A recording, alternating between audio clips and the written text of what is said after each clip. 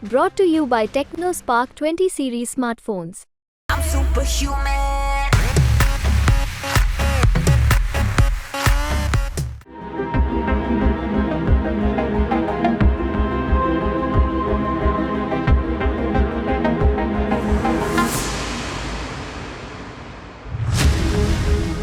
Bharat Israel की दोस्ती के चर्चे तो आपने खूब सुने होंगे, लेकिन अब दूसरी तरफ बड़ा खेल हो गया है क्योंकि भारत के दोस्त इजराइल ने ईरान पर हमले की बात कह दी है और दुनिया में हड़कंप मचा दिया। दरअसल इजराइल ने कह दिया कि हमले की कीमत तो चुकानी होगी, इसलिए जगह और समय हम अपने हिसाब से चुनेंगे। अब इजराइल का ये बयान लगभग भारत जैसा ही है। जब 5 साल पहले भारत ने पाकिस्तान को कुछ इसी तरह चेतावनी दी थी और उस चेतावनी के कुछ दिन बाद ही भारतीय वायुसेना ने पाकिस्तान में घुसकर एयर स्ट्राइक को अंजाम दिया था। पुलवामा अटैक के बाद भारत ने साफ कहा था कि इसका जवाब जरूर दिया जाएगा और इसके लिए समय जगह हम चुनेंगे। और अब इजराइल का बयान ईरान के हमले के बाद बिल्कुल उसी जैसे है। चलिए अब जानते हैं क्या कुछ कहा इजराइल ने ईरान को लेकर। दरअसल इजराइल के वॉर कैबिनेट के सदस्य बेनी गेट्स ने हमले के बाद कह दिया कि ईरान के खिलाफ हम एक क्षेत्रीय गठबंधन बनाएंगे और अपने हिसाब से सही समय पर इस हमले की कीमत वसूलेंगे। अभियान अभी खत्म नहीं हुआ, हमें खास तौर पर इस समय रणनीतिक गठबंधन और क्षेत्रीय सहयोग को मजबूत करना है। इसके साथ ही साथ उन्होंने हमला नाकाम किए जाने को उपलब्धि करार दिया है।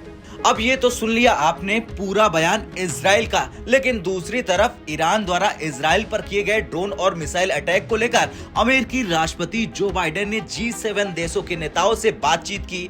G7 के नेताओं ने इजराइल के खिलाफ ईरान के सीधे हमले की कड़े शब्दों में निंदा करते हुए कह दिया कि इससे तनाव बढ़ेगा। G7 नेताओं ने राष्ट्रपति जो बाइडेन द्वारा की गई एक कॉन्फ्रेंस कॉल के बाद एक संयुक्त बयान में कहा कि ईरान ने क्षेत्र को अस्थिर करने की दिशा में बड़ा कदम उठाया है, इससे बचना चाहिए। हम इस स्थिति को स्थिर करने और आगे बढ़ने से बचने के लिए काम जारी रखेंगे।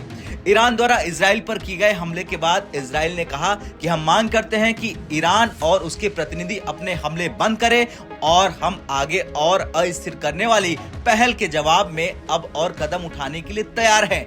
इजरायली अधिकारियों ने साफ कहा कि ईरान द्वारा दागी गई 99% मिसाइलों को बिना किसी महत्वपूर्ण क्षति के मार गिराया गया है।